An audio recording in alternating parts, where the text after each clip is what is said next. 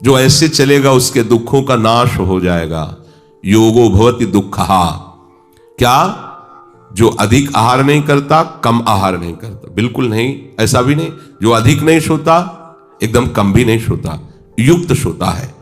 जो यथा योग्य आहार करता है, यथा योग्य विहार करता है, यथा योग्य चेष्टा करता है, यथा योग्य सोता है और जागता है, ऐसे को भजन सिद्ध हो जाता है, योग सिद्ध हो जाता है। युक्ताहार विहारस्य, भोजन सत्य कमाई के द्वारा या भगवद आश्रय के द्वारा, विरक्त भगवदाश्रित भिक्षादिवृत्ति, आकाश वृत्ति, गृहस्थ धर्म की कमाई के द्वारा। सात्विकन अपवित्र न हो। जैसे एक प्रश्न कर रहे थे कि हम तो बाहर ज्यादातर व्यापार आदि में जाते रहते हैं, हमें होटलों में खाना पड़ता है, आप कहते हैं कि बाजार का ना खाएं। तो देखो, भगवत प्राप्ति करनी है तो संयम में आना पड़ेगा। होटल में माना कि सामने आपको जो आपके मेज पर रखा गया भोजन स्वादिष्ट दिखाई दे रहा है, गर्म दिखाई दे रहा है, लेकिन उसका निर्माण किन वृत्तियों वाले व्यक्तियों ने किया है? वो जो नौकर हैं, उनको पता नहीं कि स्नान करके पवित्र होके किस तरह से कैसे हमें भोजन बनाया, तो वो सात्विक है या राजसिक है या तामसिक है। उनको इसका ज्ञान नहीं। वो कहीं भी किसी भी अंग को छूते हुए अपने कार्य करते रहते हैं, क्योंकि उनका ज्ञान ही नहीं, उनका केवल ड्यूटी बाय ड्यूटी है। दूसरी बात है कि जिस रसोई में अभक्ष पदार्थ रांधे गए, होटल है, उसमें अंडे हैं, मांस है, ऐसे, और आपसे कहा जाता है कि हमारे यहां वेज और नॉन वेज दोनों हैं, तो अब उस रसोई में आप सोचो कि हम मांस आदि तो पाते नहीं हैं, लेकिन वो कम भी नहीं है मांस से जहां रसोई बनी है। वो आपकी बुद्धि वैसे ही भ्रष्ट करेगी। अब जब जो बहुत ही जैसे राज सैनिक हैं, आर्मी आदि की व्यवस्थाएं हैं, अब उनके लिए हम शासन नहीं दे सकते शास्त्र का इस रूप में, क्योंकि राजकीय विभाग के ऐसे घोर कर्म में उनकी सेवा लगी हुई है कि उनको ऐसा नहीं कि वो फल फूल खा के 2-4 दिन रहे, नहीं, उनको चाहिए अन्न, चाहे अब बॉर्डर में लगे हुए रात दिन उनको।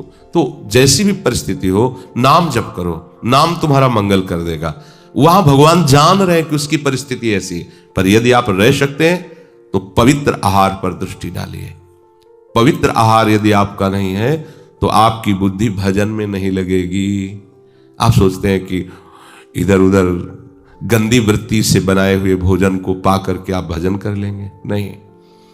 हम आंखों देखी बात कह रहे हैं। 1500 लोगों का भोजन बनना था, वो काफी विस्तृत भंडारा कुछ आके किए थे। तो शाम के जब टहल रहे थे तो वो लोग अशोक के नीचे बैठे मदिरा पान कर रहे थे। जितने रसोई बनाने वाले थे, पान करके मसाला की पुड़िया मुख में डाल के और फिर रसोई बना रहे थे, और उसी रसोई का संतों को भोग लगना था, श्री जी को भोग लगना। क्या भोग लगेगा? क्या बुद्धि भजन में लगेगी? मदिरा पान करके वो बना रहा है, ऐसा राक्षसी भोजन भला श्री जी भोग पाएंगे? अच्छा, बनाने वाले ने पैसे दे दिए, पाने वाला उस समय पाएगा जब खुशबू से गरम गरम सामने आएगा। लेकिन ये दृश्य तो वही देखा ना जो वहां है 24 घंटे। अब इस दृश्य को हम बोले तो एक परिकर आया था दाल बाटी चूरमा संतों को पवाने के लिए। सुबह की बात है, भारी परात में पैरों से आटा लगाया जा रहा था। 3 बजे तड़के, कोई था नहीं। तो उनसे हमने कहा कि अरे भाई, ये आप क्या कर रहे हैं? उनका आटा लगा रहे हैं। हम कहा इससे आटा लगाया जाता है, क्यों आप ऐसा कर रहे हैं? अरे बोले जब हजारों संतों को बाटी चूरमा पवा, तो हमको आप समझ रहे हो कहाँ हो? वृंदावन धाम में हो, ये कोई होटल नहीं। आप जिनको पवाना चाहते हो वृंदावन वासी वीतराग भगवत अनुरागी, तुम्हारा सारा सुकृत नष्ट हो जाए। तो बोले थोड़े वाला आटा थोड़ी बाबा, अभी हाथ से थोड़ी लगेगा। अरे बाबा ये सब चलता है, तुम जाओ। जिसने जो बनवा रहे थे पवाने के लिए, उनसे जब बोले काहे को बाबा तुम बेकार की बातें करते हो? अरे मतलब आप बोल भी नहीं सकते, आप उस पर निरीक्षण परीक्षण नहीं, क्या होगा? इसीलिए कहा जाता है कि बहुत सावधान। अन्न जैसा जाएगा हमारा विचार वैसा ही बनेगा, वैसा ही हमारा चिंतन होगा। इसलिए सात्विक हो और अपवित्र पद्धति से न बनाया गया हो भजन के लिए। भगवत तभी तो भजन में रुचि नहीं हो रही, भजन का नशा चढ़ता है। ये धाम है, हिया फिरे स्वार्थ आपने, भजन गए फिरे बाह। भोजन को जब स्वाद बुद्धि से पकाया जाता है, अपने शरीर के लिए पकाया जाता है, तो वो साधन में बाधा पहुंचाने वाला भोजन बन जाता है। और जब स्वाद बुद्धि अपनी न रख के श्री जी के भोग के लिए पकाया जाता है और अपने प्रसाद पाते हैं, तो वो भजन बढ़ाने वाला बन जाता है। अब देखो, आप श्री जी को भोग लगाने के लिए बात सोचते ही पवित्रता का विधान आ जाएगा। ये हमारी श्री जी के रसोई, अब इसमें प्रवेश मत कीजिए, और बड़ी सावधानी से और श्री जी का चिंतन करते हुए वो आपके भजन में सहयोग देगा। भोजन धर्म के अनुसार कमाए हुए अन्न से और आयुर्वेद की दृष्टि से उतना ही जितना आपको आवश्यक है। 39 तोला 24 घंटे में आयुर्वेद की दृष्टि थी, पर उसको डबल कर दिया। फिर भी अभी नहीं समझ में आया तो छूट देने की बात की। अब अगर बहुत बड़ा शरीर है, उसका आहार है, तो उसको भाई देख लो। ऐसा ना हो कि फिर साधन भजन में प्रमाद आने लगे, अन्न का चिंतन बनने लगे। जिस भोजन को किसी औषधि के द्वारा ना पचाया जा सके, सुपाच्य स्वयं पच जाए, उतना भोजन। अब दबा के पुआ कचौड़ी और समोसा और सब पा लिए, तो अब फिर पचाने के लिए चाहिए, नहीं तो एसिड बन रही है, दवाइयां। ऐसे भोजन की आवश्यकता साधक को नहीं होती। किसी दिन मान लो पूड़ी कचौड़ी है, 2 पूड़ी ले लीजिए, 1 कचौड़ी ले लीजिए, सब आपको दवा की जरूरत नहीं पड़ेगी। पर 2 नहीं, वैसे तो 3 पाते हैं, पर उस दिन 13 तक पहुंचने की कोशिश होगी, क्योंकि पकवान है, इसलिए सावधान। जो युक्त आहार करता है, यथोचित आहार करता है, उसे भजन में बाधा नहीं होती। और बिहार, बहुत ज्यादा चलना फिरना भी ठीक नहीं है, और एकदम बैठे रहना भी ठीक नहीं है। भगवान ने कहा विहार भी युक्त होना चाहिए। देख ले कि इतने किलोमीटर चलने से हमारा शरीर थकित भी नहीं होता और भजन भी नहीं रुकता। ऐसे हमें दौड़ दौड़ के परिक्रमा देने की जरूरत क्या है? क्यों दौड़ रहे हैं? एक एक मंत्र जपते हुए आराम आराम से पैर बढ़ाइए आगे। अगर आपके पास समय नहीं तो आज चले जाइए पानी घाट तक, कल पानी घाट से इधर आ जाना घूम। अपना तो नित्य भजन है, हमारा चिंतन छूटे और दौड़ दौड़ के हम परिक्रमा लगा रहे। दौड़ क्यों? क्या करना है हमें? भजन ही तो करना है ना। बोले समय नहीं तो ठीक है, यहां से किसी घाट तक चले जाइए, किसी घाट से दूसरे दिन चामुंडा तक चले जाइए, चामुंडा से तीसरे दिन पूरा कर लीजिए, बहुत बढ़िया परिक्रमा हो जाएगी। नाम जब अगर एक सांस में आराम से हो जाती है, आपकी दिनचर्या में कोई बाधा नहीं, बढ़िया। अब परिक्रमा करके आप थके बैठे हैं, आपका भजन में मन नहीं लग रहा, थकावट में मन लग रहा है, ये भी नहीं। निरंतर भजन करने के लिए उतना ही शरीर से श्रम करना है जिससे हमारा भजन न छूट जाए। भागवतिक श्रम भी उतना ही करना है। छठदम सील बिरत बहुकर्मा, बहुकर्मा, हमें वो बहुत से कर्म नहीं करने जिससे हमारा शरीर शिथिल हो जाए, भजन छूट जाए। निरत निरंतर सज्जन धर्मा, जो साधु महापुरुष जिस धर्म का आश्रय लिए उसी में हमें निरंतर रहना है। भजन युक्त चेष्टसु कर्मसु, आपकी चेष्टा आपके कर्म उतने ही होने चाहिए जितने में भजन न रुके। आप बहुत शरीर से मेहनत कर लेंगे तो आपका शरीर थकित हो जाएगा, भजन में मन नहीं लगेगा। उतना कर्म कीजिए जिससे आप शिथिल न होइए, आपका भजन चलता रहे। दूसरों की हित बुद्धि से भगवत प्रसन्नता के लिए, शास्त्र विधान के लिए जो कर्म किया जाता है उसमें आंतरिक प्रसन्नता होती है और उसी प्रसन्नता में भजन होता रहता है। युक्त स्वप्नावबोधस्य, सोना अगर बिल्कुल नहीं होगा तो भी परेशानी आ जाएगी। भजन में नींद आलस्य सताएगा, दिन का जागना भी उसके लिए भार लगेगा। इसलिए उचित सोइए, उचित जगिए। वैसे सोने के लिए यहां आज्ञा कर रहे हैं, रात के आरंभ में सो जाए और रात के अंतिम भाग में जग जाए। रात का 10, 11, 12, 1, 2, 3, बस इसके आगे नहीं। अच्छे उपासक 1:30-2 बजे जग जाते हैं और थोड़ा शिथिल तो 3 बजे। इसके बाद सोना साधकों का कर्तव्य नहीं। वो जो 5 बजे 6 बजे और फिर जो 7-8 बजे, कोई महापुरुष 11 बजे भी उठते हैं। 11 बजे उठे मतलब क्या 11 बजे तो दोबारा लेटने का समय आ जाता है। अपने लोग तो 11 बजे दोबारा विश्राम का समय है कि घंटा आध घंटा लेट ले, फिर दिनचर्या। वो 11 बजे उठते हैं। युक्त स्वप्न से कहकर प्रभु को यह समझाने की भावना कि आपकी नींद यथोचित होनी चाहिए, रात्रि में इतना सो जाना चाहिए। देखो, जैसे जो लोग सोचते हैं कि हम रात्रि में उठ के भजन करेंगे और दिन में सोएंगे तो समय तो बराबर हुआ ना। बोले रात्रि में शांति रहती है, शांति तुम्हारे हृदय में चाहिए, बाहर की शांति से कोई लाभ ज्यादा नहीं है। हृदय अगर विषयों का चिंतन और अशांत है तो चाहे जहां बैठ जाओ, कोई बात नहीं। ये बहुत बढ़िया समय है, 2 बजे 2:30 बजे उठकर शौच स्नान करके अपनी दिनचर्या शुरू कर दी। अब इस मंगल समय, मान लो आप 10 बजे से लेकर 3 बजे तक आप भजन में रहे, क्या आपका भजन है कैसा वो आप देख लीजिए, क्योंकि वो शयन की स्थिति होती है तो प्रायः सबको नींद आ रही।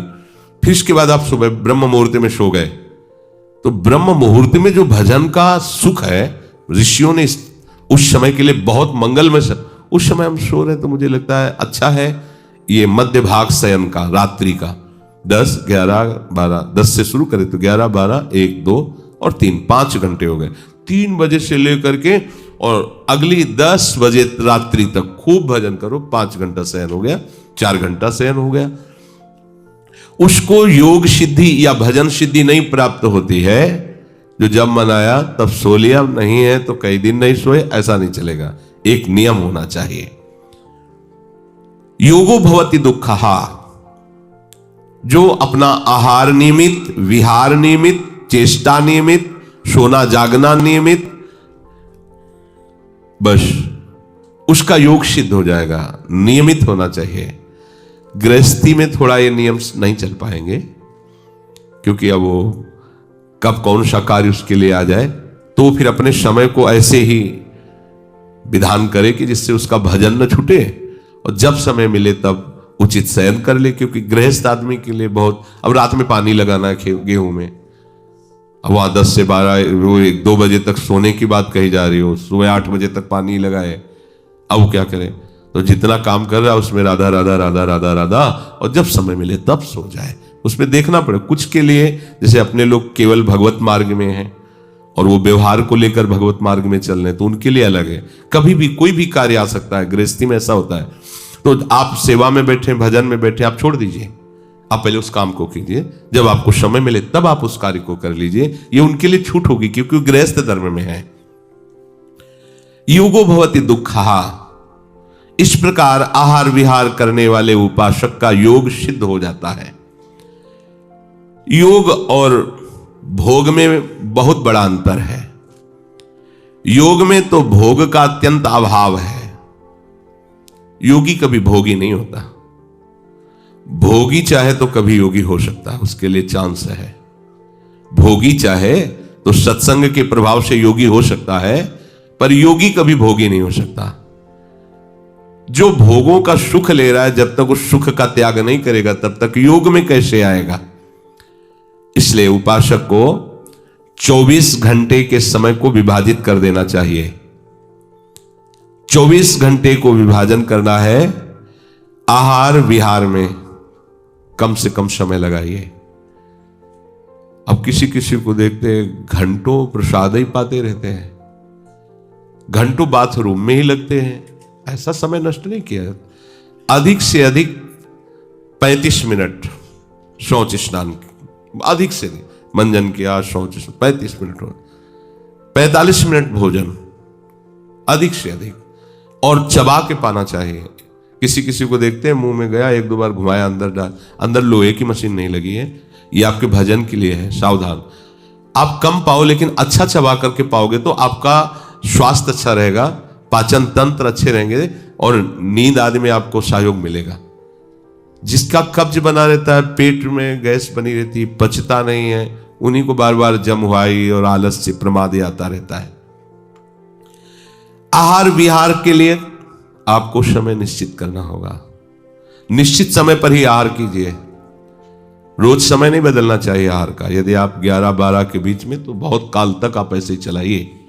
तो उसे नहीं कि कभी 2 बजे, ये भी गलत बात है। एक नियम रखिए आहार का, वो समय गया तो आहार नहीं करना, अब अगले समय में करेंगे। ये नियम रखना चाहिए साधु को, उपासक को। 11 से 12 का नियम है मध्याह्न के आहार का हमारा। यदि हमें 11 और 12 के बीच में नहीं मिलता तो हम 1-2 में नहीं पाएंगे, फिर हम पाएंगे रात्रि वाला जो 7-8 का है, क्योंकि कुछ बिगड़ नहीं जाएगा उसमें, आपका और भजन बनेगा।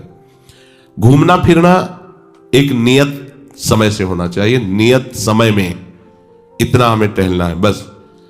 देखो जो भजन करता है उसका हर कदम परिक्रमा होती है, ध्यान रखना।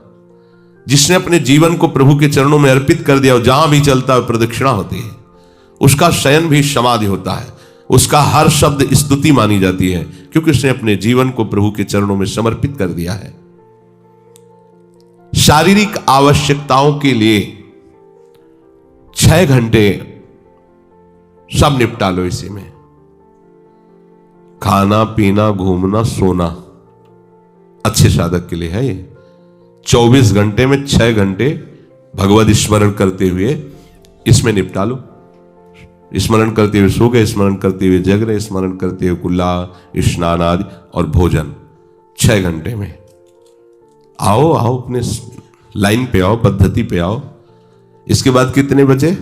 18 घंटे। 18 घंटे में अगर आप गृहस्थ हो तो आप, हम कह रहे हैं 9 घंटे आप सेवा में ले लीजिए, गृहस्थी व्यापार नौकरी।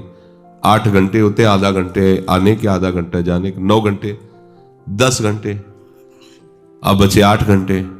8 घंटे भजन कर लोगे तो भगवान की प्राप्ति सहज हो जाएगी। 8 घंटे पाठ सेवा भजन उसे विभाजित करो अलग अलग समय में। अगर 10 घंटे सांसारिक सेवा करो, 6 घंटे में खाने पीने सोने का कर लो, तो आपके पास इतना समय बचता है भजन का कि उतना भजन कर लोगे तो भगवत प्राप्ति सहज हो जाएगी।